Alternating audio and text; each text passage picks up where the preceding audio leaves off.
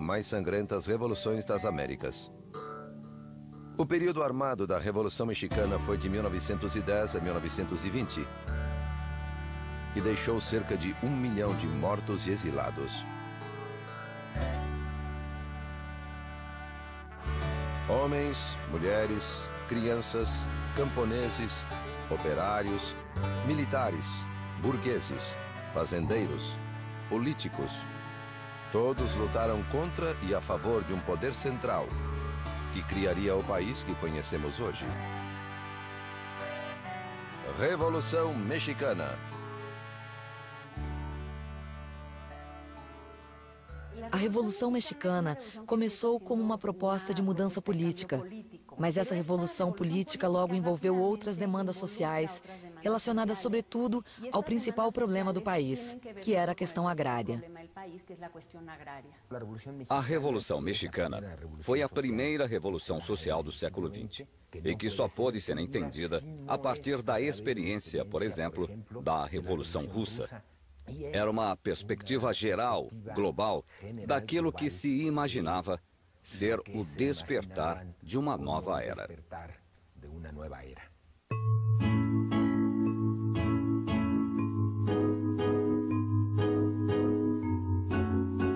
Algumas razões da Revolução residem no governo de Porfírio Díaz. Esse general do exército mexicano foi candidato à presidência 2 vezes, em 1867 e 1871. Derrotado em ambas as ocasiões por Benito Juárez, ele decidiu optar pela força. Fracassou na primeira tentativa em 1871, mas em 1876 conseguiu tomar o poder. Assim, deu início a um novo período da história mexicana chamado Porfiriato, que duraria mais de 30 anos. A ditadura de Porfírio Díaz foi um fenômeno degenerativo, pois cada vez mais e mais se consolidava não só um poder unipessoal, piramidal, como também uma série de situações de exploração e abuso vinculadas a essa estrutura de poder. Porfírio Díaz governou o país ajudado por um grupo de políticos que o povo chamava de cientistas, por recorrerem a métodos racionais para a administração. Esse grupo possuía uma ideologia oposta à dos militares, que haviam ajudado Díaz a tomar o poder. Porfírio Díaz percebeu que para modernizar o país, para inseri-lo com êxito na economia mundial, era necessário outro tipo de pessoa, ou seja, pessoas cultas. Foi um grupo de políticos civis que hoje se chamariam tecnocratas, que conseguiu chegar até uma modernização que foi muito desigual e injusta socialmente, mas muito eficaz econômica e politicamente.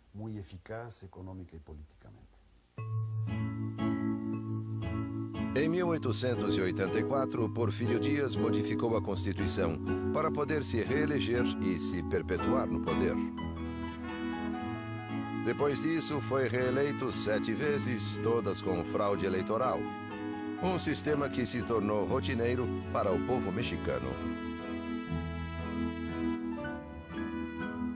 O Porfiriato tratou de eliminar e controlar qualquer tipo de oposição política que surgisse no país. Porfírio Díaz concentrara em poucas mãos e em alguns poucos favoritos todo o poder econômico e todo o poder político. Ele conseguiu se manter no poder através de negociações com diferentes grupos e todos reconheciam Porfírio Díaz como seu dirigente. Durante os 30 anos de governo, Porfírio Díaz conseguiu tornar o México um dos países com maior taxa de crescimento, graças à ajuda dos cientistas. A população passou de 9 milhões para mais de 15 milhões de habitantes. As exportações aumentaram 6 vezes. E o governo conseguiu cancelar a dívida que o México tinha com os Estados Unidos. Porfírio Dias, em seus 32 anos de governo, promoveu o desenvolvimento econômico, criou um mercado interno, mas isso não se traduziu, não se desdobrou em bem-estar para o resto da população. Então, o que havia era um pequeno grupo de privilegiados muito rico e um grande país muito pobre.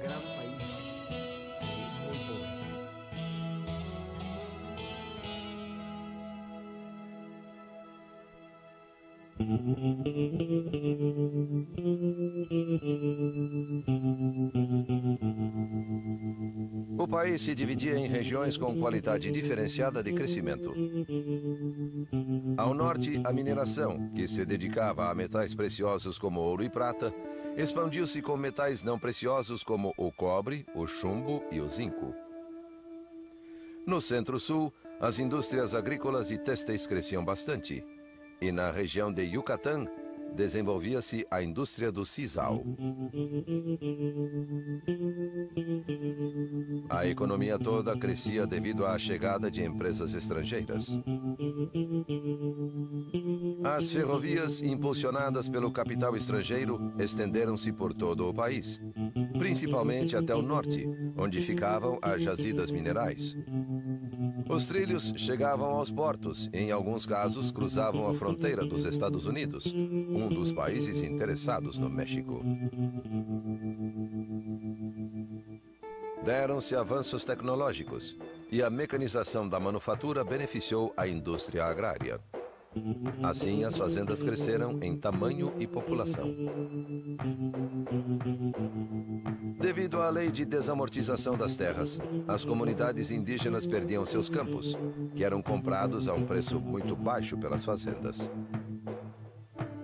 Assim, os camponeses tiveram de migrar para outras regiões para conseguir emprego ou então trabalhar para os fazendeiros em troca de casa e comida.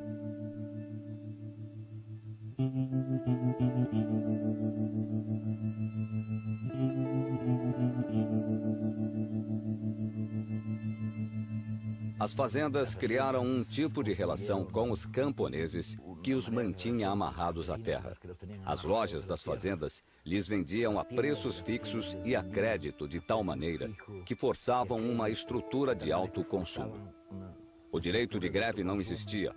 Os trabalhadores eram perseguidos. Havia censura. A liberdade de imprensa era questionada. Não havia nenhum espaço para a dissidência política. Era uma sociedade sem oxigênio.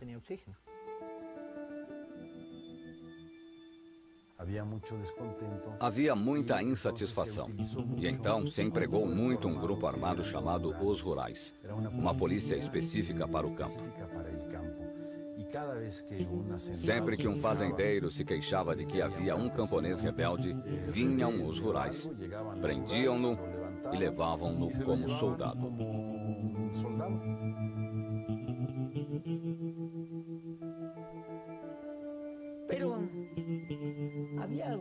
Mas havia algo mais.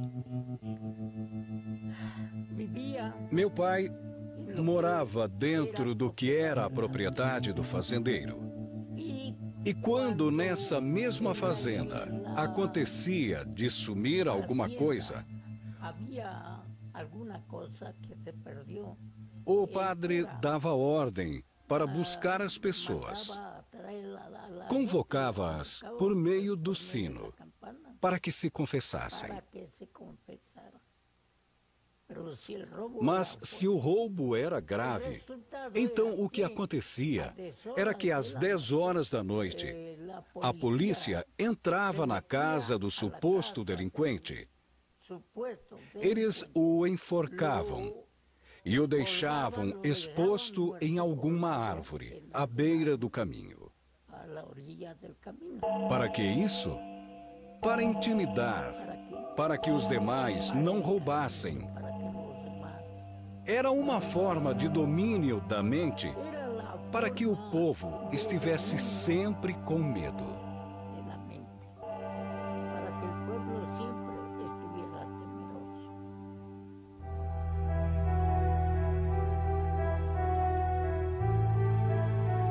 Dessa forma, o país se polarizou entre uma classe trabalhadora dominada e uma classe rica e poderosa.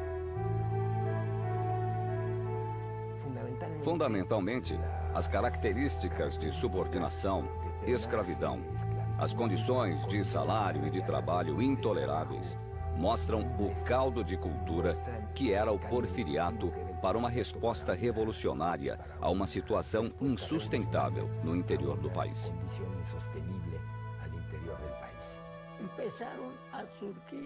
E começaram a surgir homens muito valentes. Foi o grande início da insatisfação generalizada.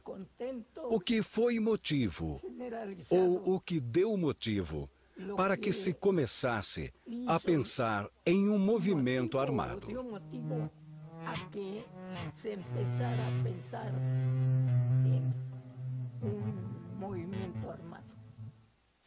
Se vangloriava de manter o México unido e em paz. No entanto, um número cada vez maior de mexicanos achava o custo dessa paz alto demais.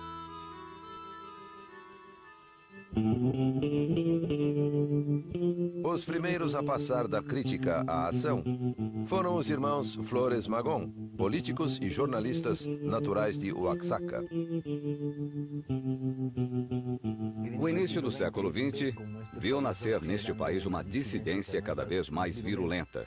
No início, promovida pelos irmãos Flores Magón, e uma proposta revolucionária com grande conteúdo social que tinha base urbana, mas que foi derrotada. Foram as primeiras expressões armadas de uma intenção revolucionária que, nesse sentido, é considerada precursora.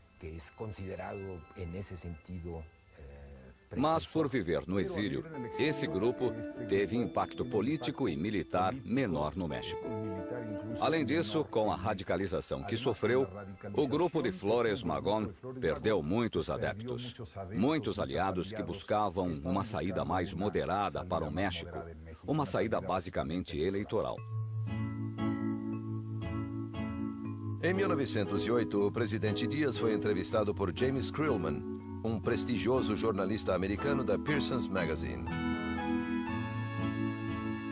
Na entrevista, Dias reconhecia que o povo já estava pronto para eleger seus próprios governantes e que ele se retiraria após o término do mandato. Isso renovou as esperanças de todos que ansiavam por uma mudança.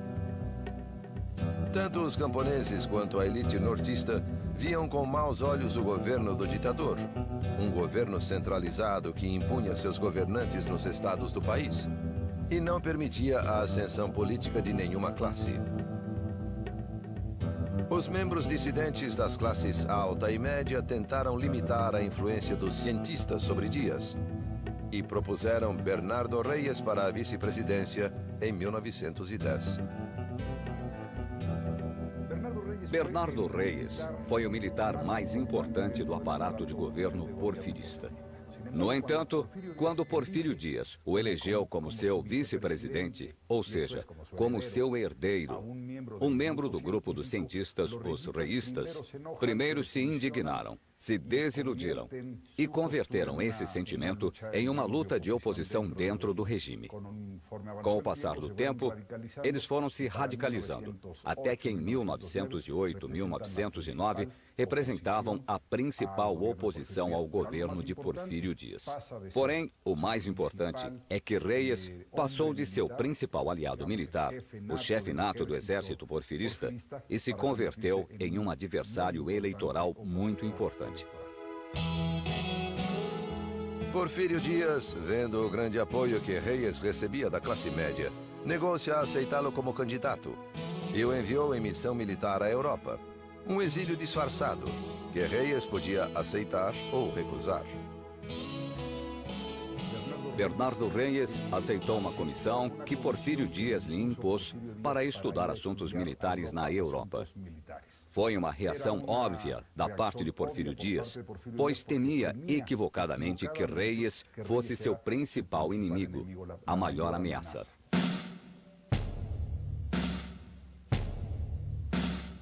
A classe alta e a classe média perderam o ânimo depois desse artifício, mas não por muito tempo.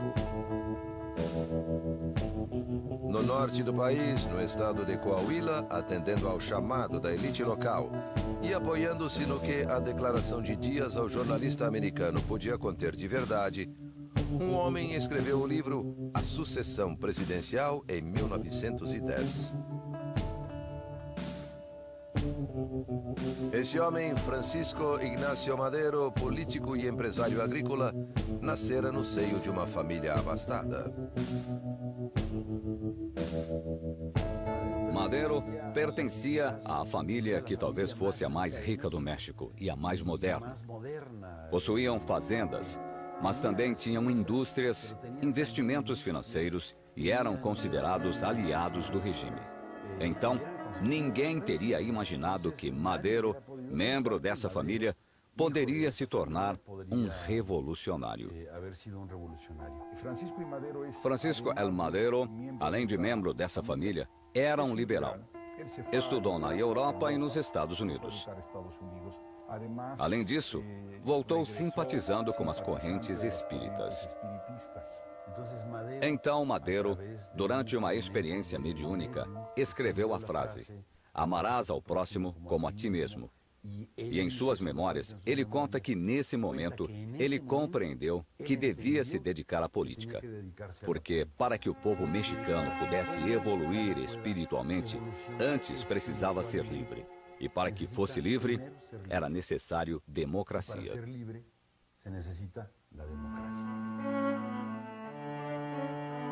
Depois das declarações de Dias e da publicação de seu livro, Madero criou um partido anti-reeleicionista para concorrer com o presidente Dias, que já mudara de ideia e voltara a se candidatar às eleições. O partido de Madero recebeu o apoio dos reístas desiludidos.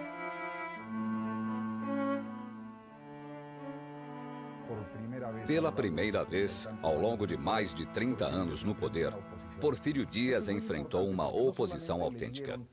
Isso é muito importante, porque não somente aumentou o número de opositores à reeleição, como surgiram quadros que provinham do setor político, quadros que tinham experiência. Então, deixou de ser um movimento de uma sociedade civil inexperiente, alheia ao processo político. E combinaram viajar por diversos pontos do país, atravessar o território nacional para organizar clubes contrários à reeleição.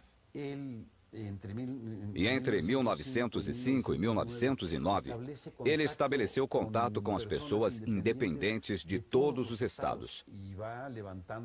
Foi despertando muita simpatia.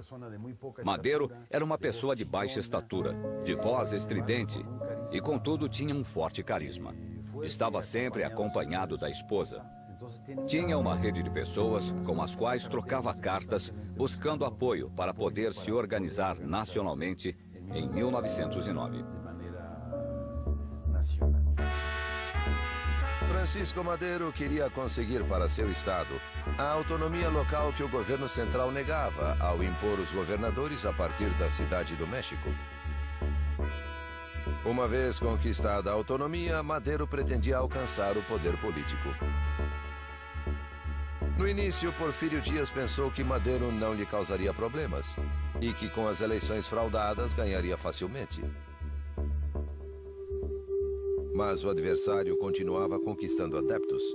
E quando passou pela cidade de San Luis Potosí, o governo decidiu prendê-lo sob a acusação de insuflar a rebelião e desacatar as autoridades. Estando na prisão, Madero não poderia ser eleito. Madero permaneceu na prisão e se deu conta de que pacificamente, por meios legais, não conseguiria nada. E assim, Madero começou a pensar em como se rebelar.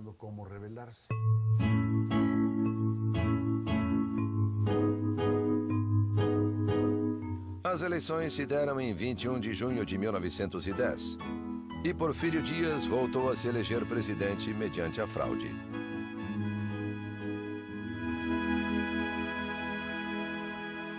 Essas eleições foram a prova de que não havia saída política e eleitoral contra a ditadura porfiriana.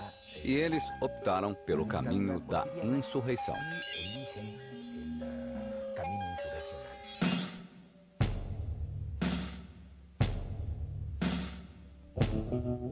Madero conseguiu escapar da prisão e cruzou a fronteira para se refugiar na cidade de San Antonio, no Texas. No exílio, uniu-se a vários líderes dos clubes anti-reeleicionistas que foram a seu encontro no Texas. Em seu esconderijo, elaborou o plano de San Luis Potosí. O plano de San Luis Potosí talvez seja o único plano revolucionário no mundo que fixou um dia preciso e uma hora exata para a revolução. Então, dizia que a revolução começaria no domingo, 20 de novembro, às 6 da tarde, e os locais que estivessem distantes das vias de comunicação começariam um dia antes. E, curiosamente, esse chamado à luta armada seria respondido não pelas regiões urbanas, pela classe média culta que estava desgastada politicamente pela derrota do magonismo, e sim foi respondido basicamente em centenas de pontos do país por dirigentes comunitários camponeses.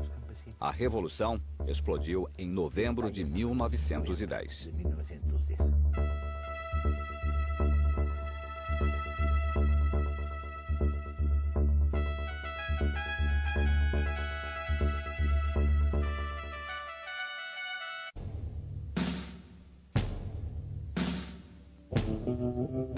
Desde a entrevista que Porfírio Dias concedera a Krillman, os ânimos no país haviam mudado. Após a fraude nas eleições de 1910, a esperança de que o ditador entregaria o poder pacificamente começou a se esvair. Nos Estados Unidos, Francisco Madero enviou cópias do plano de San Luis a todos os clubes políticos anti-reeleicionistas para que juntos conquistassem a vitória. Madero fez um chamado às armas, e quem atendeu o seu chamado não foram seus antigos simpatizantes, os membros do Partido Nacional anti-reeleicionista.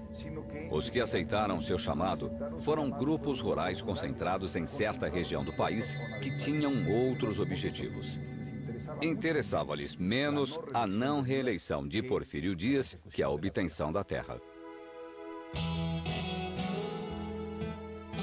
Vários movimentos que se opunham ao antigo regime aderiram ao plano de San Luis. Entre eles, o grupo de Francisco Pancho Villa e Pascual Orozco, no norte do país, e o grupo de Emiliano Zapata, no centro-sul. Então, podemos dizer que Emiliano Zapata foi um camponês, mas realmente não era um camponês dos mais pobres. Ele era alguém que havia obtido algum sucesso, um rancheiro de classe média, e penso que isso o ajudou a se transformar em um líder. Ele também viajava bastante, transportava mercadorias entre diferentes povoados e tinha amplos contatos. Isso o ajudou quando começou a Revolução.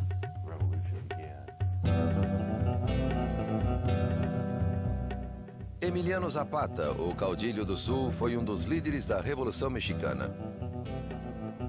Nasceu em San Miguel Anenecuilco, distrito de Ayala, no estado de Morelos.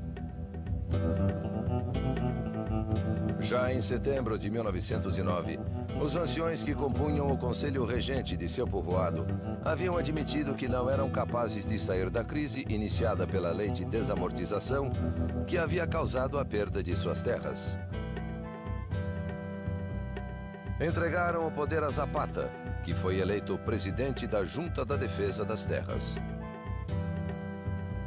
A partir de então, ele estudou os documentos que garantiam o direito dos povoados às suas terras e se transformou em dirigente agrícola de Morelos.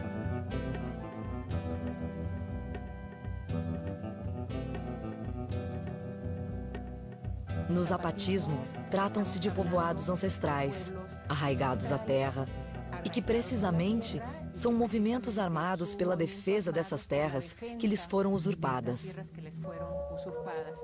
Zapata queria que os povoados vivessem em paz. Como disse John Womack, Zapata fez uma revolução para que as coisas continuassem iguais, para que não se transformassem.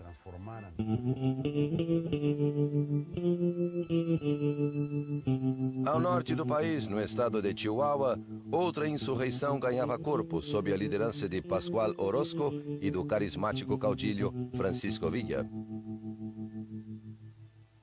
Os dois líderes tinham origens muito diversas. Pascual Orozco nascera em uma fazenda e se dedicava a transportar metais. Assim, em pouco tempo, conseguiu sua própria mina de ouro. Por outro lado, Francisco Villa, nascido com o nome de Doroteo Arango, teve de sair de sua cidade natal, Durango, para se refugiar em Chihuahua, onde mudou de nome e se dedicou a uma vida dupla. Trabalhava como tropeiro para empresas estrangeiras, mas também praticava o furto de gado, uma atividade que, aos olhos de muitos, não constituía um crime, já que as terras onde o gado pastava haviam sido subtraídas dos camponeses. Villa era um homem que mal sabia escrever. Montava a cavalo, apoiando-se primeiro de um lado, depois de outro, e era capaz de passar horas e horas e horas cavalgando com esse método. Era abstêmio, ao contrário do que se pode pensar, e destruía as adegas quando entrava em um povoado. Gostava de refrescos de morango e ia saboreá-los em El Paso com a elite. Pode imaginar? Era um personagem alto. Nós o imaginamos em preto e branco e achamos que era moreno.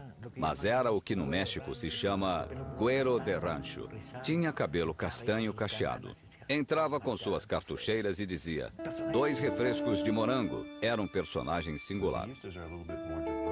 Os viístas eram um movimento com maior diversidade social. E era justamente isso que Pancho Villa representava. O zapatismo era um movimento de classe com um objetivo muito mais claro, resumido por terra e liberdade. Pancho Villa nunca escrevia o que queria.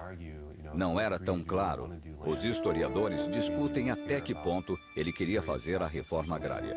Até que ponto lhe importavam vários aspectos da reforma social. A semelhança era que os dois tinham ligações com as pessoas das classes mais baixas. Ambos eram líderes populares.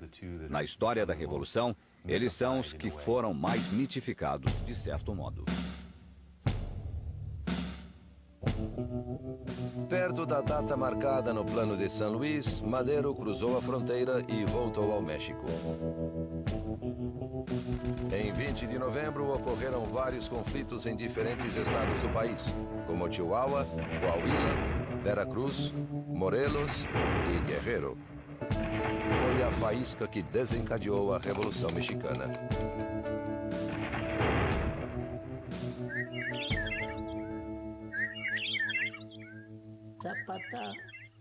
Zapata, devido ao lugar ou à região onde agia, preferia adotar táticas de guerrilha. Francisco Villa tinha toda uma divisão com muitos milhares de soldados e enfrentava o governo em grandes combates.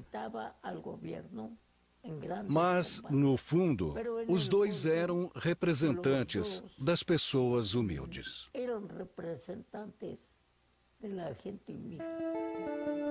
Conforme surgiam notícias de grupos revolucionários que tinham sucesso, a insatisfação social que existia tanto na classe baixa quanto na média, claro, e também boa parte da classe alta, começou a se manifestar, e elas foram se unindo.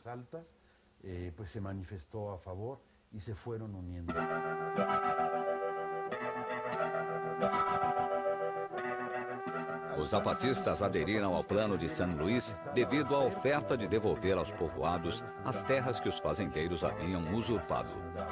A recuperação das terras de que falava Madero, eles entendiam como uma demanda ancestral nascida com a conquista, uma matéria pendente havia 4 séculos e que era a reivindicação dos camponeses.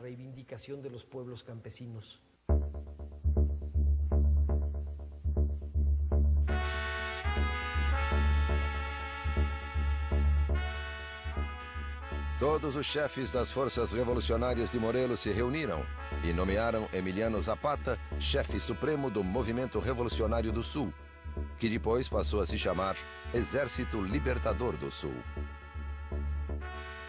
Assim, a figura e o poder de Zapata foram estabelecidos.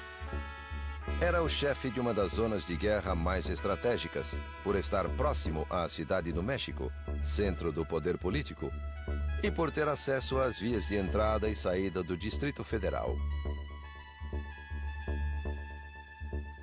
No norte do país, a insurreição ganhou força especialmente em Chihuahua, sob o comando de Villa e Orozco.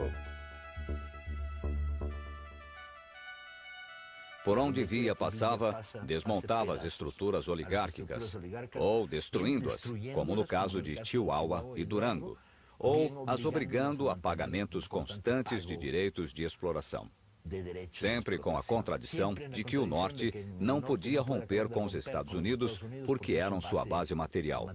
A Revolução no México se deu em um país em que não havia fábricas de munição. Portanto, para dar um tiro, a bala sempre tinha que vir de outro lugar. E assim foi preciso criar uma rede de contrabando. E durante vários momentos houve um bloqueio armamentista. A rede de contrabando era imensa. Durante vários meses, os revolucionários enfrentaram o exército de Díaz, até que Villa e Orozco atacaram e tomaram Ciudad Juárez, contrariando as ordens de Madero. A tomada de Ciudad Juárez foi a batalha mais importante de toda a luta militar antirreeleicionista contra Porfírio Díaz.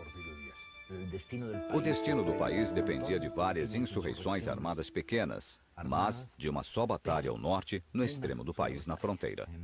Parece absurdo que uma revolução se definisse na periferia e não no centro, não é mesmo? Mas foi assim.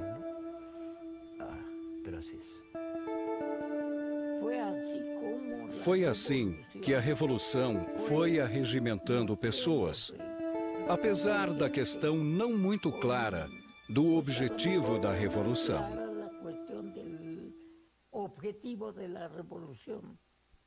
Mas devia-se ao repúdio pela forma com que os fazendeiros e seus capatazes tratavam o povo. Após a tomada de Ciudad Juárez, em pouco tempo os adversários do regime ditatorial conquistaram Chihuahua e Baja Califórnia, regiões do norte do país, e a zona costeira de Veracruz. Os madeiristas começaram uma guerra de guerrilha que aos poucos se tornou uma guerra de concentração. E mesmo que fugissem antes que chegasse o Exército Federal, aos poucos reuniram forças suficientes para travar batalhas com o Exército Federal. Em Torreón, derrotaram-no em 15 de maio. Em Cuautla, derrotaram-no e se aproximaram de Cuernavaca e do Distrito Federal. Haviam tomado Água Prieta, Iguala também, até que o Exército Federal foi totalmente ultrapassado.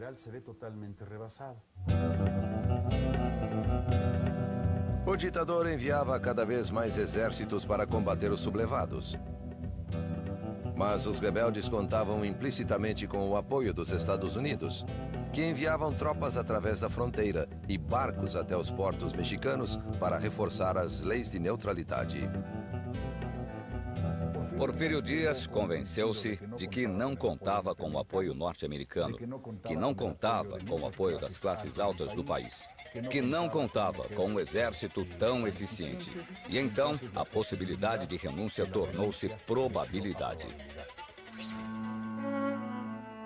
Em 21 de maio de 1911, em Ciudad Juárez, os madeiristas chegaram a um acordo com os representantes de Díaz, que viajaram para acabar com o conflito. A aposta política de Madero era que a revolução terminaria e que ele assumiria o poder presidencial com o lema do sufrágio efetivo da não reeleição. E com isso, daria início à vida política do México moderno. Para Madero, o pior que lhe podia ocorrer a México era outra revolução. Para Madero, o pior que poderia acontecer com o México seria outra revolução, porque uma revolução sempre é feita por alguém e os revolucionários sempre cobram da pátria seus serviços muito caros. Então, ele não queria uma revolução, e sim uma luta pacífica.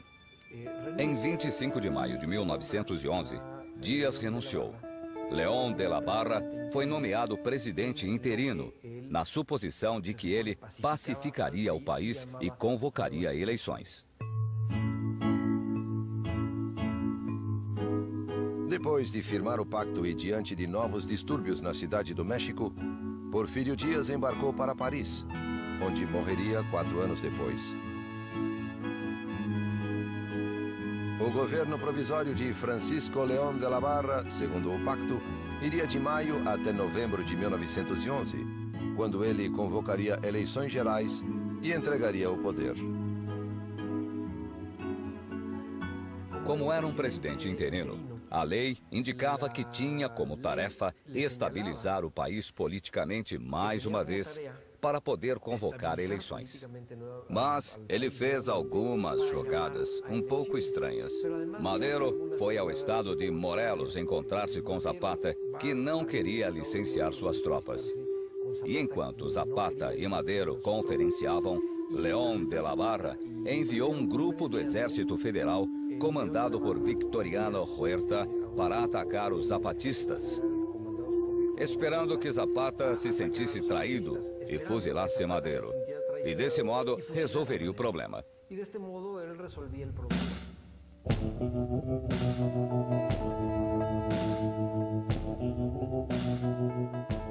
O Exército Federal, a mando de Victoriano Huerta, formou um cerco ao redor de Villa de Ayala, onde estavam os rebeldes.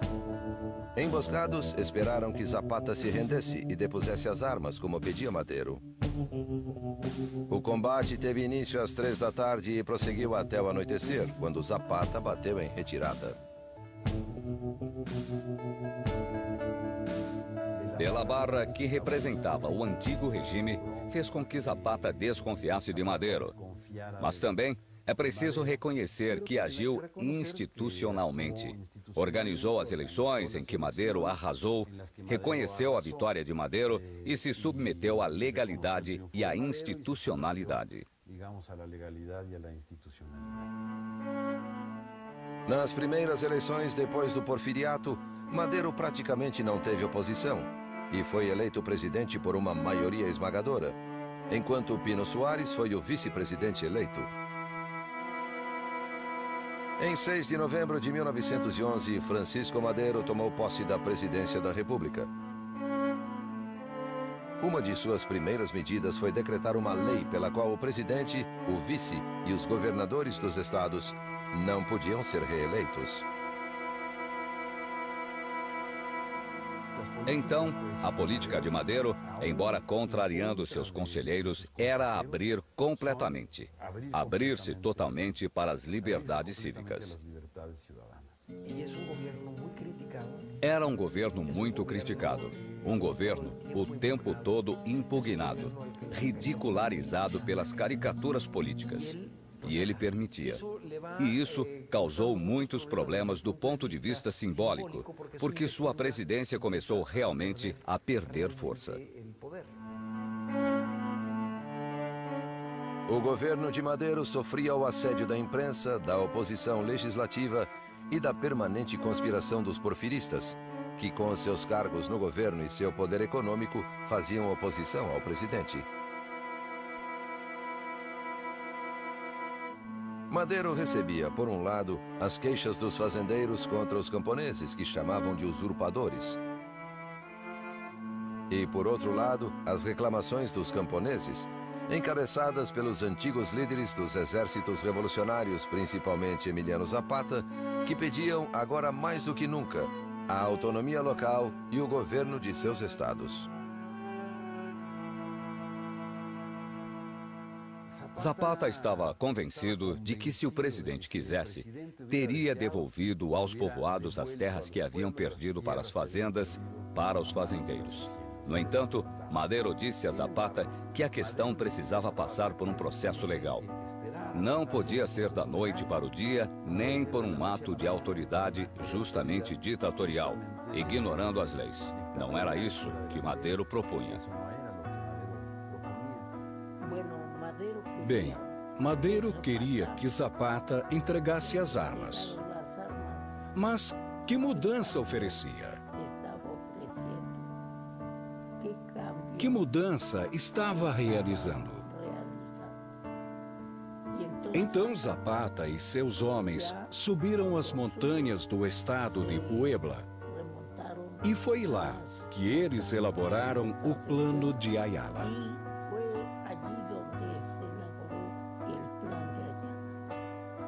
Madero não podia satisfazer as demandas que sua própria mobilização havia criado, de maneira que ocorreram novos levantes. O Plano de Ayala é explícito: a terra para quem trabalha. Essa ideia central se tornou mais complexa, envolvendo a recuperação das terras comunitárias, a ruptura com a estrutura das fazendas. Ao mesmo tempo, no norte, houve uma revolta estranha, em que se uniam as reivindicações agrárias com os grupos da velha oligarquia, que se reorganizavam e resistiam, chefiados por Pascual Orozco.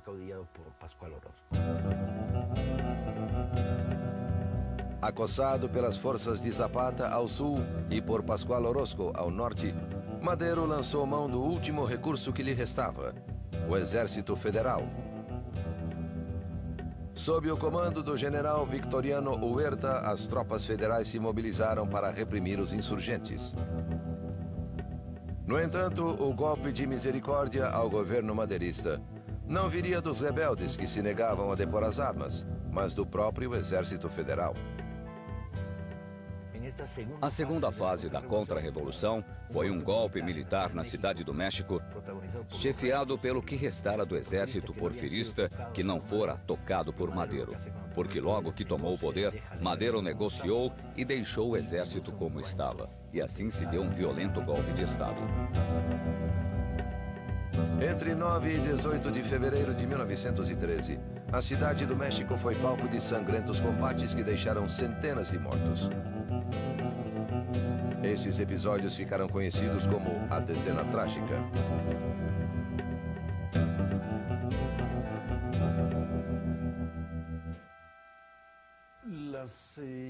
As forças que apoiavam a rebelião de Bernardo Reyes tomaram a Citadela, um lugar onde havia instalações militares no centro da Cidade do México, na assim chamada Dezena Trágica.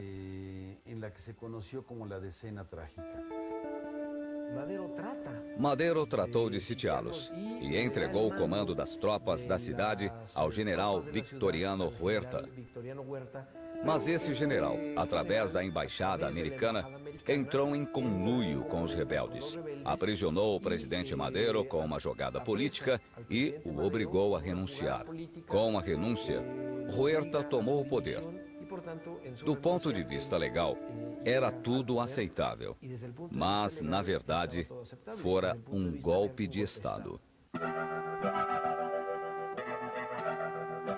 O presidente Madero e o vice Pino Suárez estavam presos, esperando que Huerta decidisse o que fazer com eles.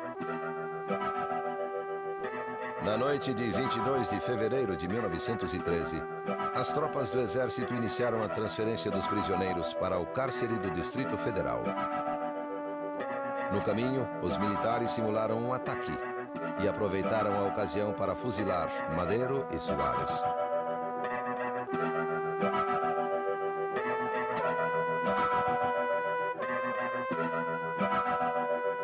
A Cidade do México e a imprensa celebraram esse assassinato planejado por Huerta, o novo presidente da nação.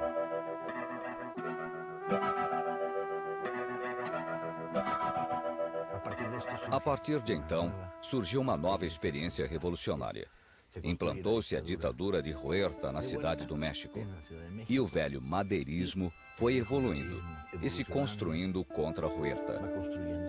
Aí sim, o sangue correu de maneira terrível.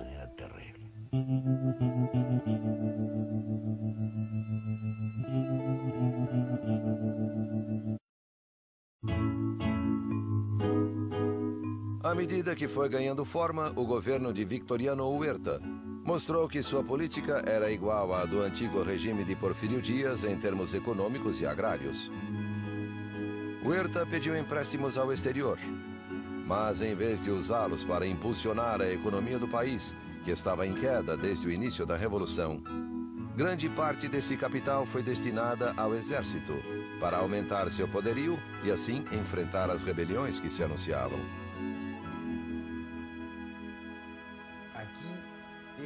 Foi nesse momento que surgiram as concentrações e as organizações que se tornariam paradigmáticas. As imagens da Revolução Mexicana, os grandes comboios ferroviários, em cujo alto iam os revolucionários acompanhados de suas mulheres, as adelitas, como eram chamadas, são dessa etapa. Formaram-se grandes corpos de exército. E então houve grandes batalhas, grandes combates. E é por isso que a segunda etapa armada da Revolução Mexicana é muitíssimo mais violenta que a primeira.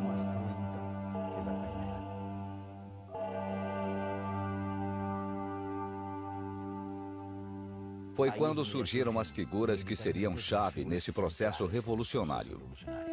Um obscuro governador em Coahuila, Venustiano Carranza, um dos poucos governadores que mantiveram a legalidade madeirista. Villa, em Chihuahua, que se tornou a força hegemônica, reunindo dezenas de guerrilhas. Álvaro Obregón e a pequena burguesia sonorense com uma ampla frente de classes. E essas forças começaram a avançar militarmente contra o velho exército, agora da ditadura, na fase mais violenta da Revolução.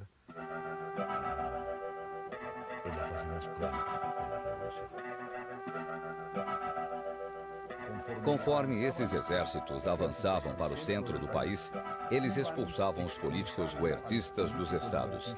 E também derrubavam as elites regionais e estabeleciam novos pactos com a classe média e com setores populares. Então, era uma luta, por um lado, contra o exército de Huerta, mas também era uma luta contra elites locais e contra um aparato político regional em todos esses âmbitos.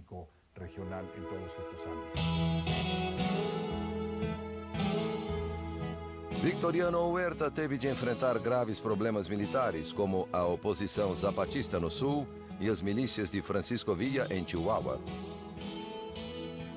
No noroeste do país, o governador de Coahuila, Venustiano Carranza, ganhava cada vez mais importância entre os revolucionários.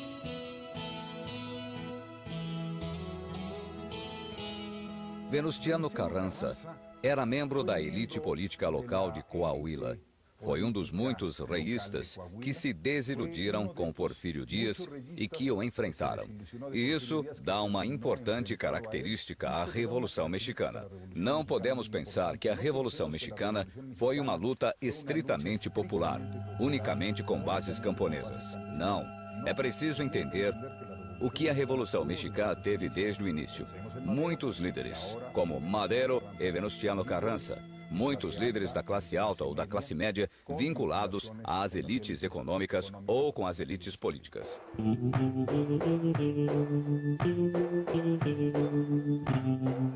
A partir do estado de Morelos, Zapata trocava cartas com Villa para organizar a derrota de Huerta. Venustiano Carranza tratava de organizar o exército revolucionário, embora receoso dos outros caudilhos. Venustiano Carranza lançou o Plano de Guadalupe para combater Victoriano Huerta e retornar à ordem constitucional. Por isso, se chamavam constitucionalistas. Em torno de Venustiano Carranza se reuniram vários caudilhos regionais, alguns de muito prestígio, como Pancho Villa, e também homens de grande clareza política, tanto do centro como do que se passou a chamar de esquerdas. E formaram um grupo político no qual Venustiano Carranza era o principal chefe.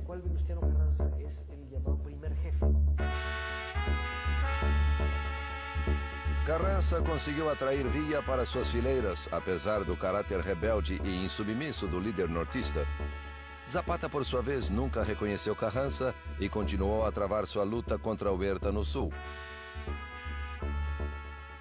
Enquanto a atividade zapatista afetava diretamente a cidade do México, no norte os constitucionalistas conseguiam importantes vitórias contra Huerta e avançavam para o centro do país. Os constitucionalistas de Carranza contavam com o apoio de outro ator político fundamental na região, os Estados Unidos da América.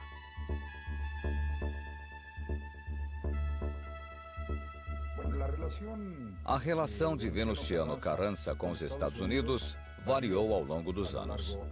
Em um primeiro momento, em 1913, os Estados Unidos viam Venustiano Carranza como líder de um movimento que controlava política, social e militarmente o norte do país.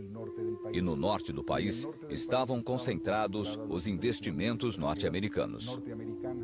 Os Estados Unidos preferiam negociar com um revolucionário de perfil mais moderado, com experiência política, com certa legitimidade, como Venustiano Carranza, a negociar com revolucionários mais populares e imprevisíveis em certo sentido, como Pancho Villa ou Emiliano Zapata, com quem os Estados Unidos tinham poucos elos, pois não havia fronteira e investimentos americanos na região de Morelos.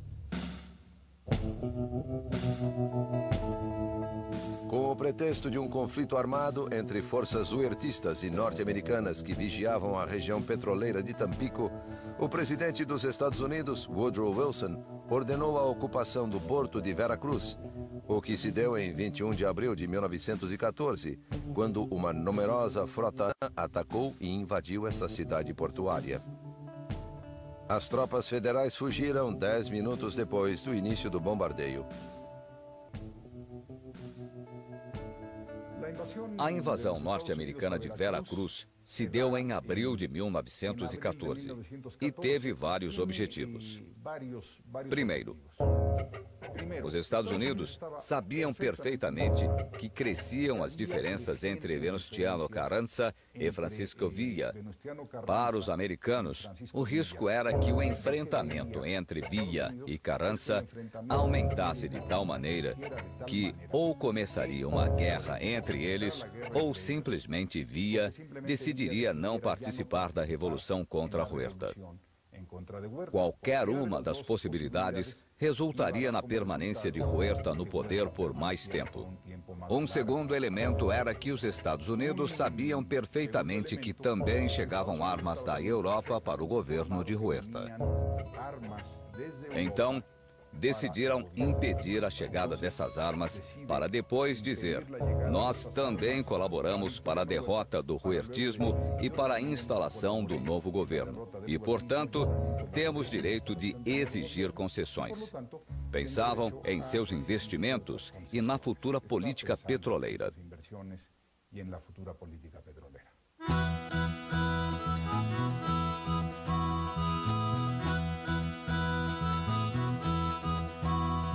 A política agrária de Emiliano Zapata continuava viva em Morelos, pois não havia sido sufocada pela repressão exercida pelo poder central.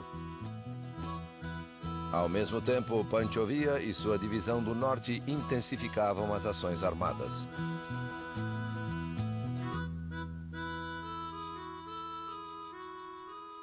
Os exércitos constitucionalistas marcharam sobre a cidade do México a partir de 3 rotas. Uma vinha do noroeste de Sonora, Sinaloa, descia pela costa do Pacífico e, mais ou menos em Jalisco, dobrava-se e avançava para o centro do país. Outro exército muito importante, o constitucionalista do noroeste, avançou pela zona de Nuevo León, Tamaulipas e entrou no centro do país via San Luis Potosí. E havia uma terceira força muito importante que, digamos, desceu pelo centro, por Chihuahua, Durango, Coahuila, Zacatecas e de lá dirigiu-se à cidade do México. Esse último grupo era liderado por Francisco Villa. Venustiano Carranza não queria que a cidade do México fosse tomada por um exército que formalmente era constitucionalista, mas que tinha uma liderança e um contingente muito mais popular que era viísta. A tomada de Zacatecas foi o que causou o início do rompimento entre o senhor Carranza e o general Villa, Os generais do senhor Carranza fracassaram algumas vezes em tomá-la. Quando Villa surgiu como chefe da divisão do norte e quis tomar Zacatecas, o senhor Carranza o impediu de todas as maneiras possíveis para não compartilhar a glória, digamos assim.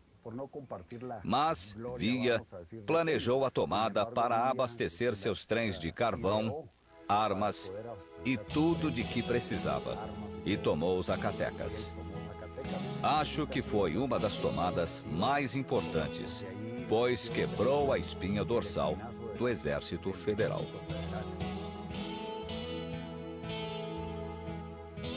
Apesar das dissidências e desconfianças que existiam entre os diferentes líderes revolucionários, as ações convergentes dos exércitos de Carranza e Villa no norte e das guerrilhas zapatistas no sul acabaram encurralando o governo de Huerta, que finalmente fugiu em 14 de julho de 1914.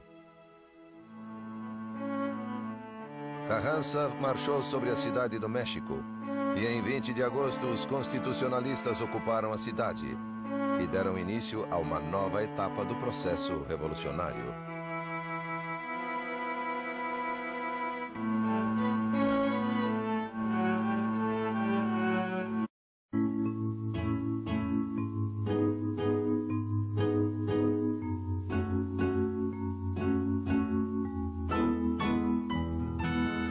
Em 20 de agosto de 1914, Venustiano Carranza entrou na capital do país e assumiu a presidência provisória da República.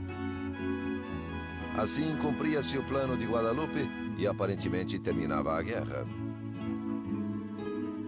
No dia seguinte, Carranza enviou o general Álvaro Obregón a Chihuahua para negociar com Pancho Villa o reconhecimento de seu governo. Com os zapatistas, assumiu uma posição semelhante à de Madero. Exigiu submissão incondicional.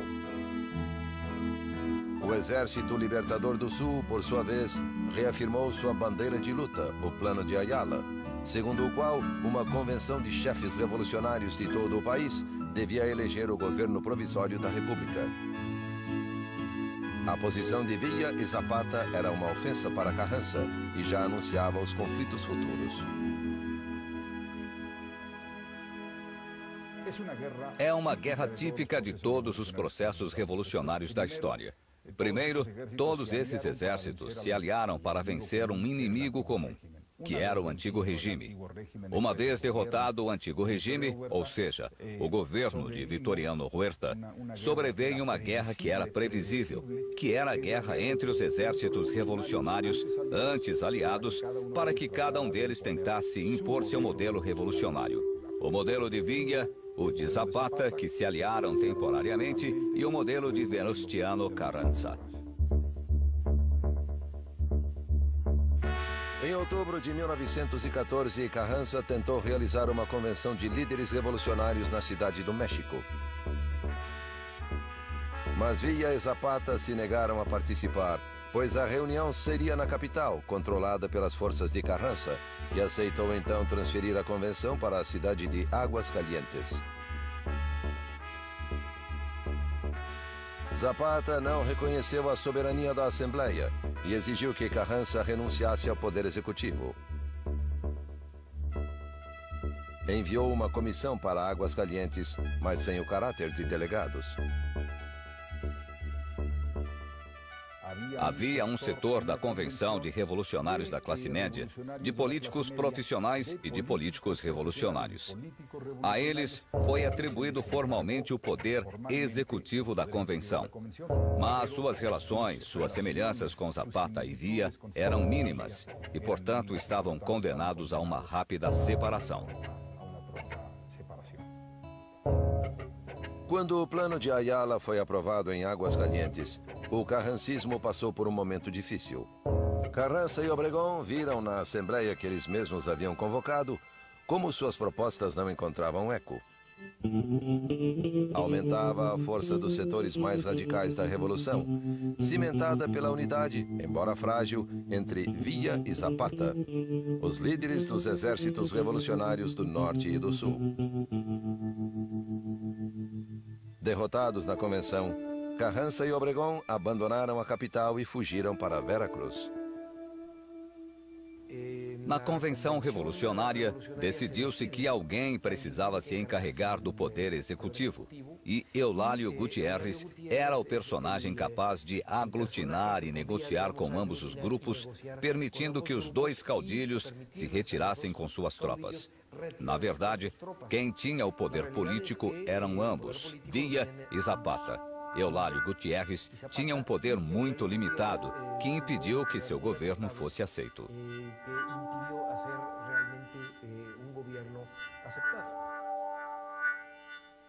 O período que vai de junho a dezembro de 1914 são meses interessantíssimos na Cidade do México, porque ao longo desses 4 ou 5 meses, a cidade passava temporadas nas mãos dos constitucionalistas, depois vieram os exércitos da Convenção, com Villa e Zapata.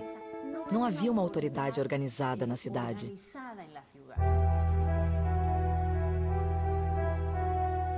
No final de novembro de 1914, as forças zapatistas ocuparam os bairros ao sul da capital e chegaram até o Palácio Nacional, enquanto as tropas de Villa se instalavam nos seus arredores. Pancho Villa enviou uma carta a Zapata dizendo: "Não entrarei na capital da República com as forças sob meu comando, se não tiver o prazer de fazê-lo a seu lado, pois quero que todos vejam que estamos unidos fraternalmente e dispostos a fazer todo tipo de esforços e sacrifícios para o bem-estar e tranquilidade de nossa pátria, pela qual temos lutado tanto, você nas montanhas do sul e eu nas estepes do norte."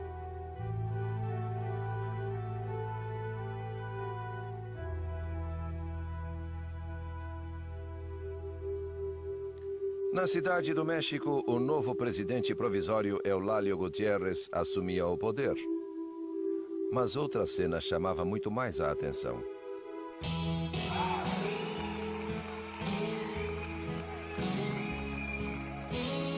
O povo da capital recebeu o general Francisco Villa e deram vivas quando, pela estrada de Cuernavaca, surgiu a comitiva do general Emiliano Zapata. A guarda do Exército Libertador não conseguia conter o turbilhão humano. Todos queriam se aproximar dos chefes rebeldes e apertar suas mãos. Os dois líderes se reuniram no Palácio de Xochimilco ao meio-dia de 4 de dezembro de 1914.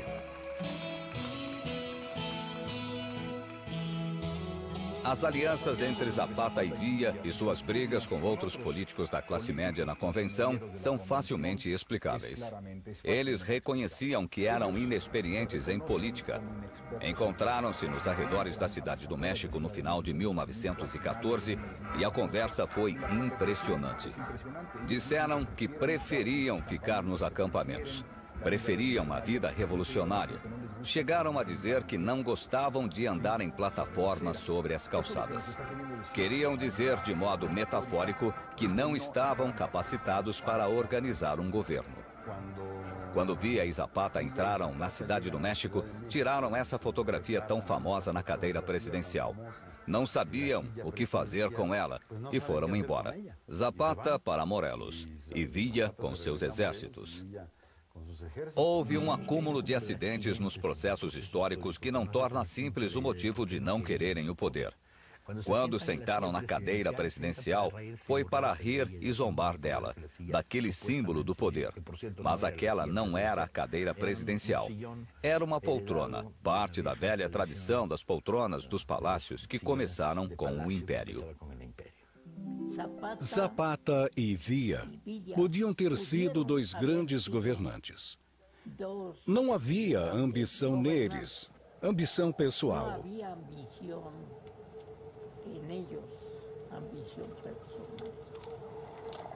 Mas, infelizmente, tampouco havia uma visão política.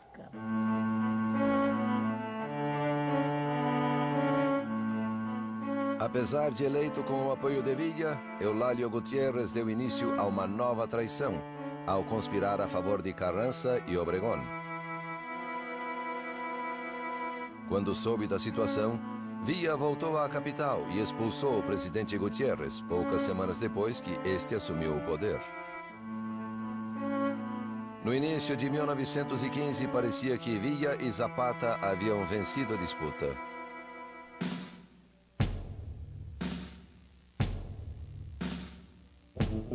Mas Carranza e Obregón não estavam derrotados.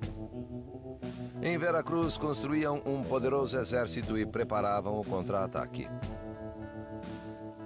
Teve início a penúltima fase da Revolução Mexicana, a dos convencionistas contra os constitucionalistas, ou de Villa e Zapata contra Carranza, para simplificar.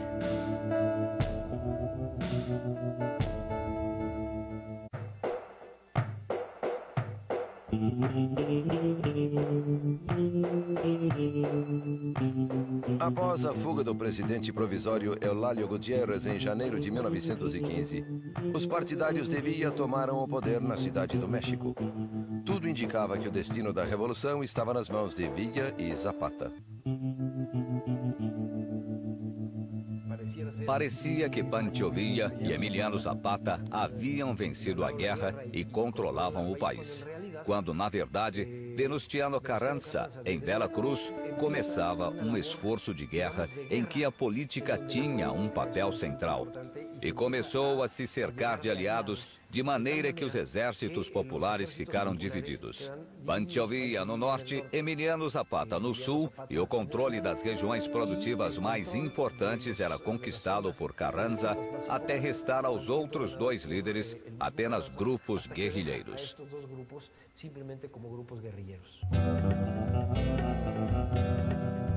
O principal general de Carranza, Álvaro Obregón, iniciou uma campanha no norte do país, com o objetivo de destruir o exército de Villa. As operações militares duraram meses e trouxeram consequências nefastas para a população, que suportava 5 anos de guerras contínuas. Com o passar do tempo, deixaram de produzir. A indústria açucareira estava destruída.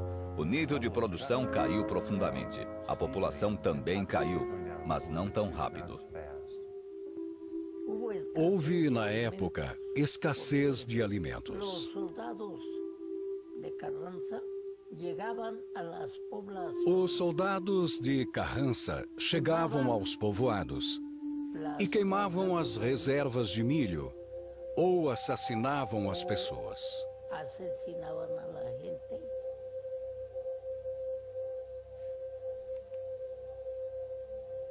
Foi realmente um grande sofrimento para o povo. Grande sofrimento para o povo.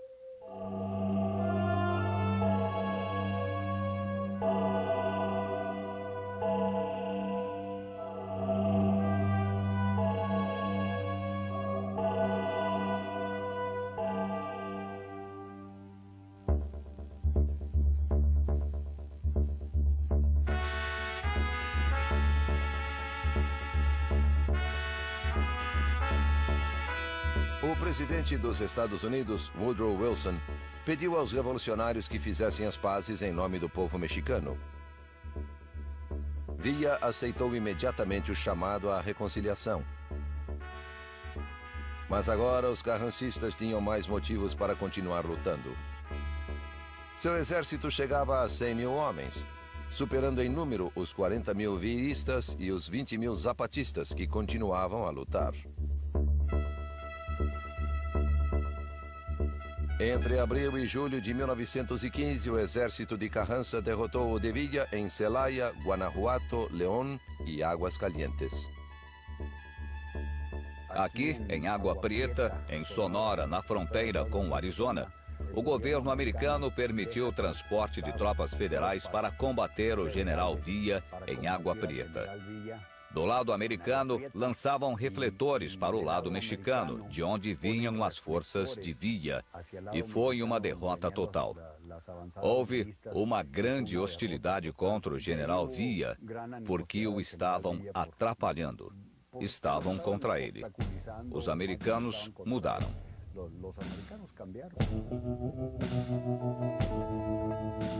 Carranza havia conquistado o poder e, com o apoio do governo americano, convidou os partidários de Villa e de Zapata a se unirem sob sua autoridade. Ambos os líderes se negaram a depor as armas e a luta continuou. Ao mesmo tempo, Carranza publicou seu programa de governo, que propunha, além da restituição de seu poder como presidente, algumas reformas agrárias que até então o carrancismo havia ignorado. Então, nesse momento, Carranza abandonou sua postura de não atender às questões sociais até o triunfo da Revolução e começou a legislar sobre questões relacionadas com os conflitos sociais. Em 6 de janeiro de 1915, Carranza aprovou a primeira lei que atendia à questão agrária. E com isso, começou a se apossar das bandeiras do zapatismo. Então, Carranza não só atendia à questão agrária, como também tinha uma política de Estado, coisa que Zapata não tinha. Ele tinha uma proposta agrária, mas não um projeto de Estado. O governo dos Estados Unidos convocou uma reunião pan-americana com representantes de Argentina, Brasil, Chile, Bolívia, Guatemala e Uruguai para tentar resolver o conflito mexicano. Em 9 de outubro de 1915, os representantes dos países americanos concluíram que o partido de Carranza era o único que possuía os elementos essenciais para ser reconhecido como o governo efetivo do México. Com essa legitimação internacional, o governo de Carranza era sancionado, enquanto os exércitos de Villa e Zapata eram reduzidos nominalmente a simples rebeldes. Carranza chegou ao poder efetivamente em 1915 porque suas forças conseguiram vencer Pancho Villa nas grandes batalhas que decidiram a Revolução. Zapata não ajudou em nada. Houve muita discussão sobre de quem era a culpa. Villa não enviou armas e Zapata não lutou. As razões da vitória de Carranza são múltiplas e complexas. Políticas, econômicas, sociais e militares. Carranza programou as atividades de seu exército. Primeiro disse, vamos vencer o villismo, que é o grande inimigo em termos militares, e deixemos os zapatistas para uma segunda etapa. Carranza contava com pelo menos 2 ou 3 exércitos. Villa apenas com sua divisão do norte, que ele considerava indivisível. Então, quando Villa foi obrigado a lutar em várias frentes, a eficiência militar de seu exército desmoronou. Carranza chegou ao poder porque Villa e Zapata não cooperaram devido à ajuda americana e porque tinha um general melhor. O melhor líder militar não era Carranza, e sim o general Obregón, porque sempre lia sobre estratégia. Era um homem mais culto. Ele gostava de aplicar as táticas da Primeira Guerra Mundial. Mas outro aspecto importante da abordagem de Carranza e Obregón era a habilidade de construir alianças. Eram mais hábeis que Zapata e que Villa.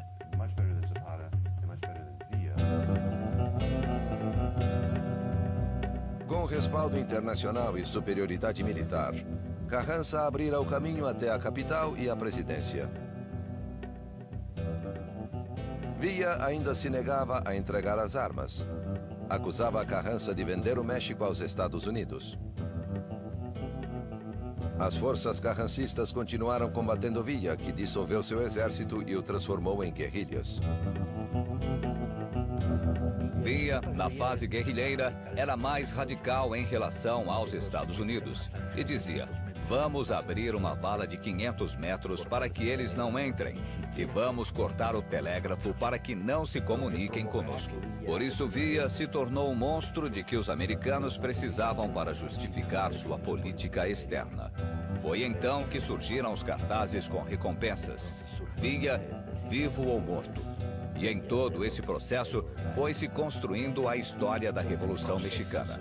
A versão dos vencedores e dos vencidos.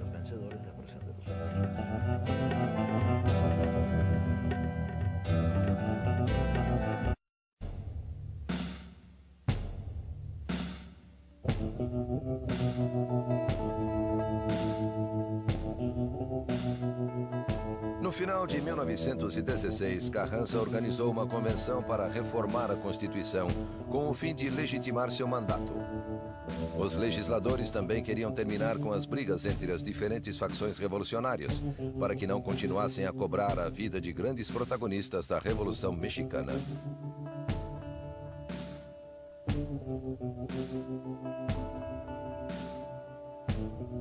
A importância da Constituição de 1917 para o México foi central porque se converteu no projeto nacional do país durante todo o século XX. A Constituição de 1917 é a Carta Magna. Foi discutida por vários grupos alinhados com Carranza, mas que traduziam os interesses das distintas facções revolucionárias. Los intereses de las distintas facciones revolucionarias. Foi onde se sancionou o direito à terra, o direito ao trabalho e as condições dignas de trabalho, e o direito a uma educação laica e gratuita. Era esse o projeto de um Estado que, além de ser democrático e com liberdades individuais, também fosse justo socialmente.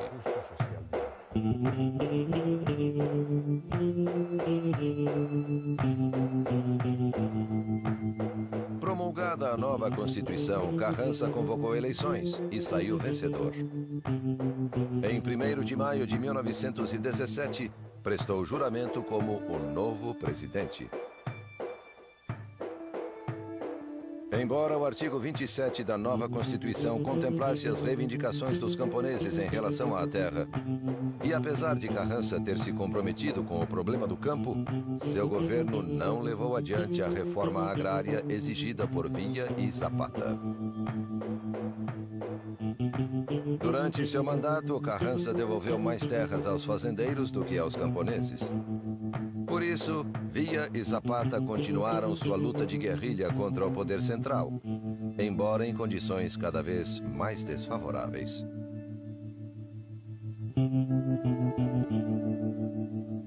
Zapata estava desesperado porque seu movimento sofrera um duro golpe e durante anos ele buscou aliados onde pudesse encontrá-los. Não era exigente, pois estava perdendo e precisava de ajuda. E nesse contexto, um dos possíveis candidatos à sucessão de Carranza na presidência era Pablo González, o encarregado de perseguir Zapata no estado de Morelos. Pablo González tinha um subordinado que se chamava Jesús Guajardo, que fingiu rebelar-se contra Carranza para ir ao norte, buscar armas e apoiar Zapata. Zapata não sabia o que fazer. Alguns de seus homens diziam para não fazer nada. Outros, que por estarem em um momento de debilidade, diziam que um aliado assim cairia muito bem. Então, decidiu entrar em acordo com ele e combinaram um encontro na fazenda de Chinameca para combinar os últimos detalhes dessa aliança. Zapata foi confiante à fazenda. Quando estava chegando, soldados postados em todos os lados dispararam contra ele e o assassinaram à traição.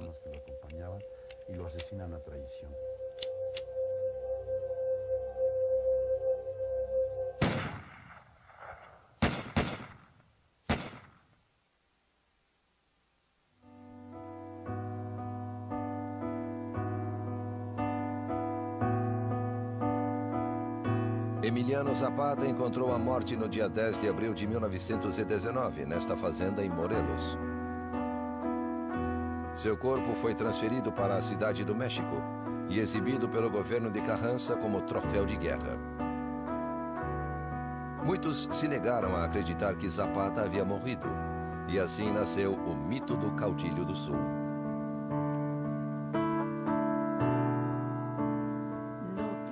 Não tem a menor importância esclarecer quem morreu. Se Zapata, o verdadeiro Zapata, ou alguém que tomou seu lugar. Eu digo isso pelo seguinte motivo. Porque para o povo do México, para o povo de Morelos, a grandeza de Zapata está acima, muito acima, de detalhes históricos. Muy por encima de detalles históricos. Mas o problema mais grave de Carranza era a eleição de seu sucessor. O general Álvaro Obregón, que durante a Revolução esteve muito próximo do presidente, afastou-se do governo de Carranza e construiu uma fortuna com a exportação de produtos para preparar sua campanha eleitoral à presidência em 1920. Quando Carranza deixou claro sua intenção de apoiar outro candidato, Obregón liderou uma revolta militar que forçou Carranza a fugir da capital.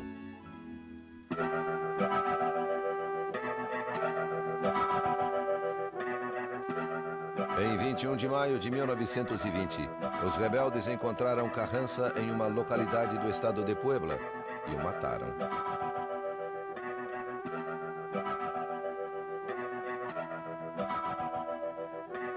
Dessa forma, Álvaro Obregón tomou o poder. Um dos apoios cruciais que recebeu para chegar ao governo foi dos sobreviventes do exército zapatista. Os distintos grupos armados zapatistas começaram a negociar com Álvaro Obregón, de maneira que, quando da queda de Carranza, eles apoiaram Obregón e entraram com ele na cidade do México. E o presidente Obregón aceitou o discurso zapatista como parte do discurso de seu governo revolucionário. Aproveitou-se de Emiliano Zapata ser um dos mártires da Revolução, um dos homens mais puros da Revolução.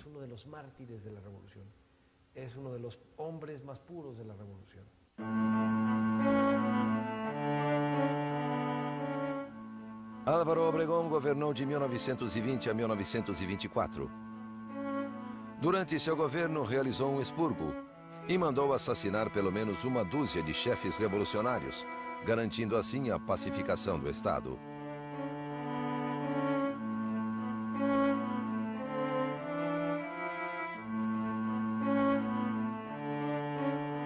Junto a seu futuro sucessor, Plutarco Elías Calles, Obregón começou a tramar a eliminação do último grande líder revolucionário, Pancho Villa, o caudilho do norte, que já havia abandonado as armas.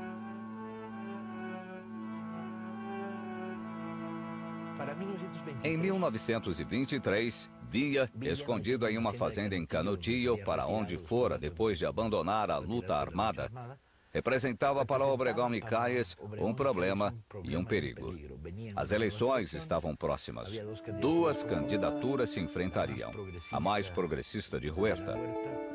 A chance de que Villa se aliasse a essa candidatura e voltasse a ser o temido caudilho militar que já fora, os preocupava muito. Então, um complô surgido desde baixo foi adotado e encoberto desde cima. Quem lhe arranjou problemas foi a imprensa. Perguntaram se apoiava algum partido. Ele gostava de Adolfo de la Huerta. E ele disse, gosto de Fito, porque é um bom rapaz. E assim cometeu um erro fatal. Eles não achavam que Pancho Villa estivesse morto ou acabado, e sim que tinha poder para erguer 20 mil homens em armas. Esse foi o pretexto para planejar sua morte.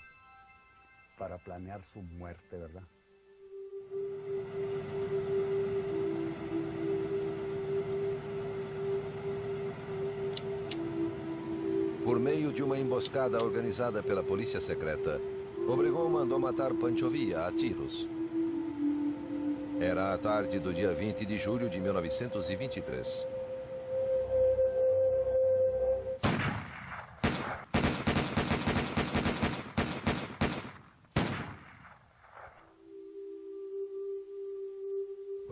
Quando Villa saía da cidade de Parral, próximo a Canutillo, desferiram 150 tiros no carro em que viajava. Usaram rifles de alto calibre e balas explosivas que só o exército tinha. Os 9 assassinos, cujos nomes depois foram conhecidos, eram pistoleiros e rancheiros. Mas por trás do complô havia um segundo grupo, o dos ricos de Parral, e por trás desses um terceiro grupo com o qual Calles estava envolvido.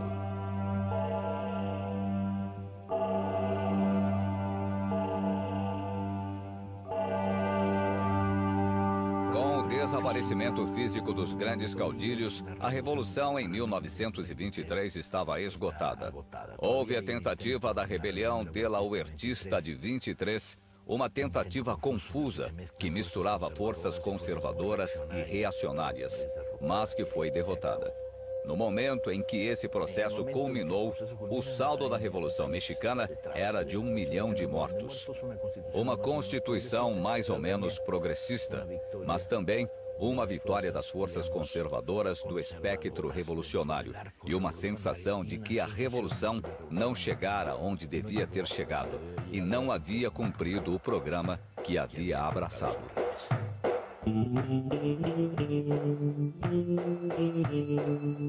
Com os mandatários posteriores, a Revolução entrou em sua etapa de institucionalização. O partido oficial do governo, que em 1946 ganhou o nome de Partido Revolucionário Institucional, seria o encarregado de reorganizar o país, monopolizando o poder até o ano 2000.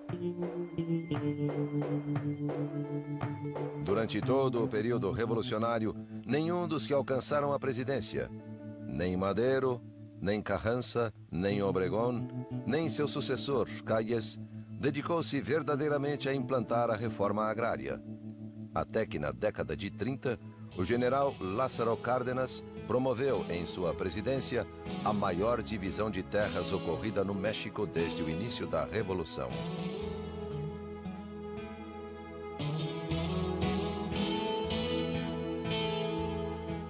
Depois de assassinados, os antigos caudilhos revolucionários, como Emiliano Zapata e Francisco Villa, se transformaram primeiro em mitos e depois em heróis nacionais da grande família revolucionária, utilizados pelo Estado para obter coesão social e identidade nacional.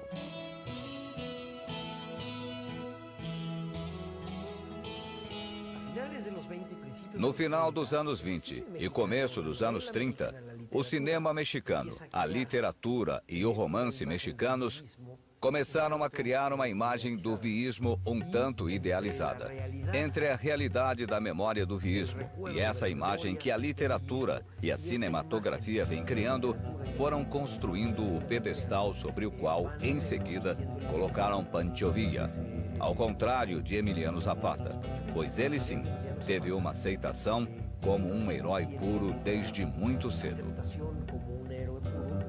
Desde 1923, um mito popular vem sendo construído de uma tradição surpreendente e de uma intensidade enorme. Esse mito popular diz: perdemos Zapata e Villa, que eram nossos líderes. A revolução não terminou. Cada vez que o patrão olha feio para alguém, vem Pancho Villa, ele dá uns cascudos, lhe mete 6 tiros e fica tudo bem. Essa é a estrutura do mito de que sociedades como as nossas necessitam para se defender dos horrores, dos fantasmas e das misérias que vivemos. Não é gratuito. Eles estão aí porque merecem.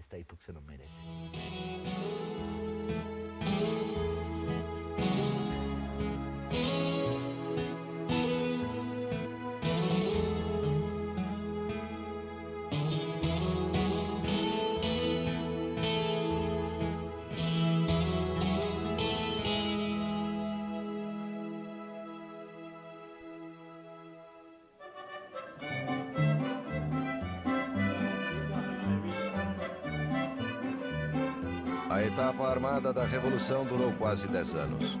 A perda de vidas humanas alcançou cifras enormes. Entre 1,5 milhão e 3 milhões de pessoas, incluindo baixas em combate, desaparecidos e mortos devido à fome e doenças. Segundo algumas estimativas, a economia mexicana só começou a se recuperar nos anos 40.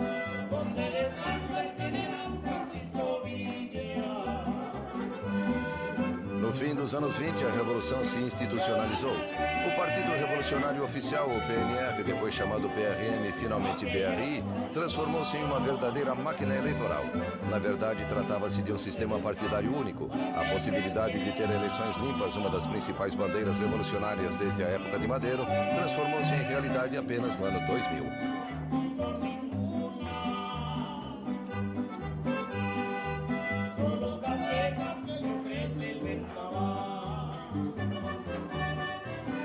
bandeira zapatista da reforma agrária teve de esperar até a década de 30 com o governo de Lázaro Cárdenas para ser realizada de forma parcial. As desigualdades que continuam marcando a sociedade mexicana até os dias de hoje, no campo e na cidade, sugerem que as ideias de Zapata não perderam sua atualidade e guiam novos movimentos rebeldes, como o Exército Zapatista de Liberação Nacional, surgido em 1994 no estado de Chiapas.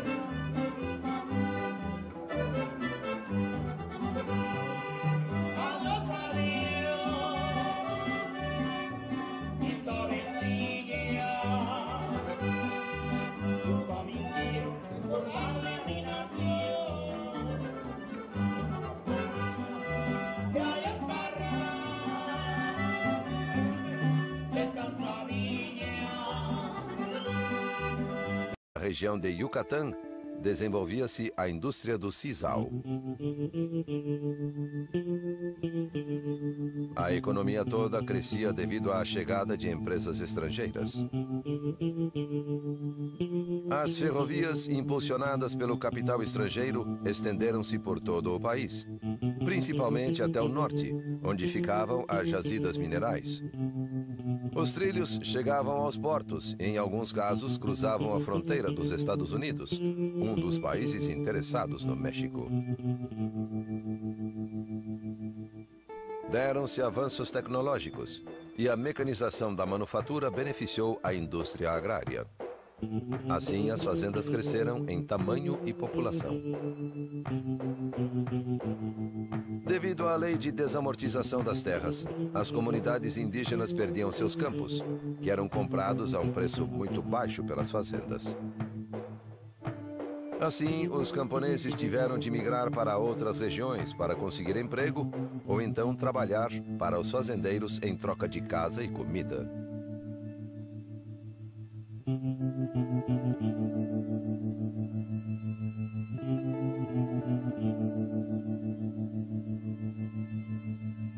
As fazendas criaram um tipo de relação com os camponeses que os mantinha amarrados à terra. As lojas das fazendas lhes vendiam a preços fixos e a crédito de tal maneira que forçavam uma estrutura de alto consumo. O direito de greve não existia. Os trabalhadores eram perseguidos. Havia censura. A liberdade de imprensa era questionada. Não havia nenhum espaço para a dissidência política. Era uma sociedade sem oxigênio.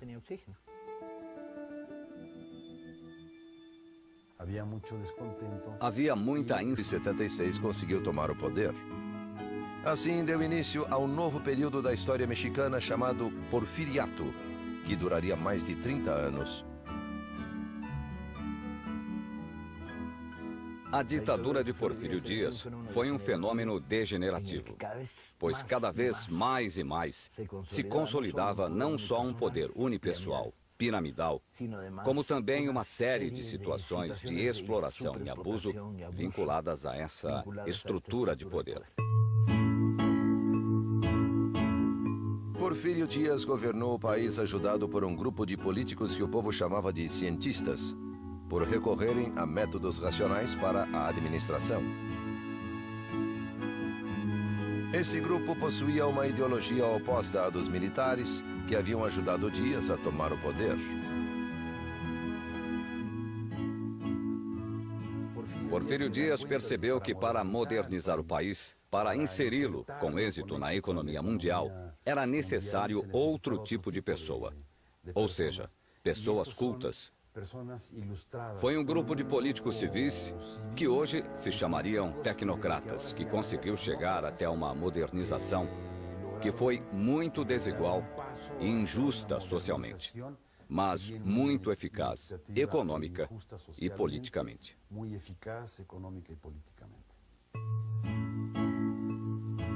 Em 1884, Porfírio Dias modificou a Constituição para poder se reeleger e se perpetuar no poder. Depois disso, foi reeleito 7 vezes, todas com fraude eleitoral. Um sistema que se tornou rotineiro para o povo mexicano. O porfiriato tratou de eliminar e controlar qualquer tipo de oposição política que surgisse no país. Porfírio Dias concentrara em poucas mãos e em alguns poucos favoritos todo o poder econômico e todo o poder político. Ele conseguiu se manter no poder através de negociações com diferentes grupos e todos reconheciam Porfírio Dias como seu dirigente. Durante os 30 anos de governo, Porfírio Dias conseguiu tornar o México um dos países com maior taxa de crescimento, graças à ajuda dos cientistas. A população passou de 9 milhões para mais de 15 milhões de habitantes. As exportações aumentaram 6 vezes. E o governo conseguiu cancelar a dívida que o México tinha com os Estados Unidos. Porfírio Dias, em seus 32 anos de governo, promoveu o desenvolvimento econômico, criou um mercado interno, mas isso não se traduziu, não se desdobrou em bem-estar para o resto da população. Então, o que havia era um pequeno grupo de privilegiados muito rico e um grande país muito pobre.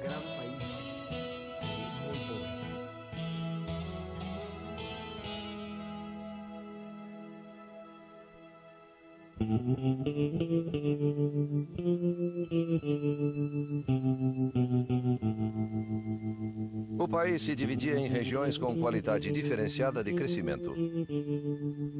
Ao norte, a mineração, que se dedicava a metais preciosos como ouro e prata, expandiu-se com metais não preciosos como o cobre, o chumbo e o zinco. No centro-sul, as indústrias agrícolas e têxteis cresciam bastante. E na satisfação. E então se empregou muito um grupo armado chamado Os Rurais, uma polícia específica para o campo. Sempre que um fazendeiro se queixava de que havia um camponês rebelde, vinham os rurais, prendiam-no e levavam-no como soldado.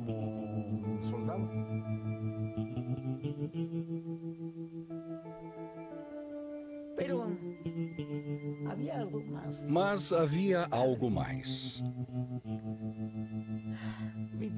Meu pai morava dentro do que era a propriedade do fazendeiro. E quando nessa mesma fazenda acontecia de sumir alguma coisa, o padre dava ordem para buscar as pessoas. Convocava-as por meio do sino, para que se confessassem. Mas se o roubo era grave, então o que acontecia era que às 10 horas da noite, a polícia entrava na casa do suposto delinquente. Eles o enforcavam e o deixavam exposto em alguma árvore, à beira do caminho. Para que isso?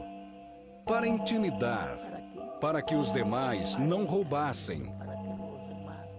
Era uma forma de domínio da mente para que o povo estivesse sempre com medo.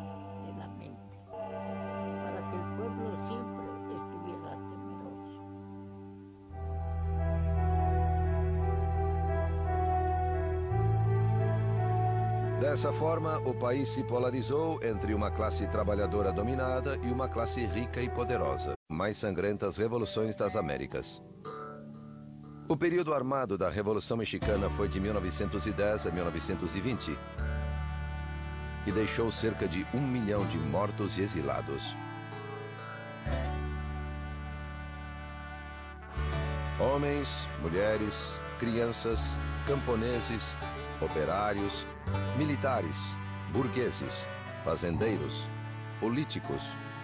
Todos lutaram contra e a favor de um poder central que criaria o país que conhecemos hoje. Revolução Mexicana. A Revolução Mexicana começou como uma proposta de mudança política, mas essa revolução política logo envolveu outras demandas sociais, relacionadas sobretudo ao principal problema do país, que era a questão agrária. A Revolução Mexicana foi a primeira revolução social do século XX e que só pôde ser entendida a partir da experiência, por exemplo, da Revolução Russa. Era uma perspectiva geral, global, daquilo que se imaginava ser o despertar de uma nova era.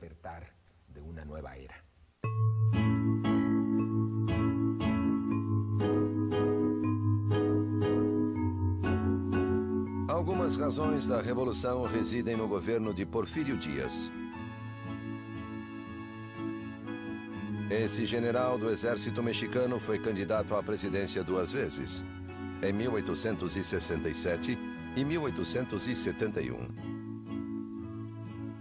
Derrotado em ambas as ocasiões por Benito Juárez, ele decidiu optar pela força. Fracassou na primeira tentativa em 1871, mas em 1874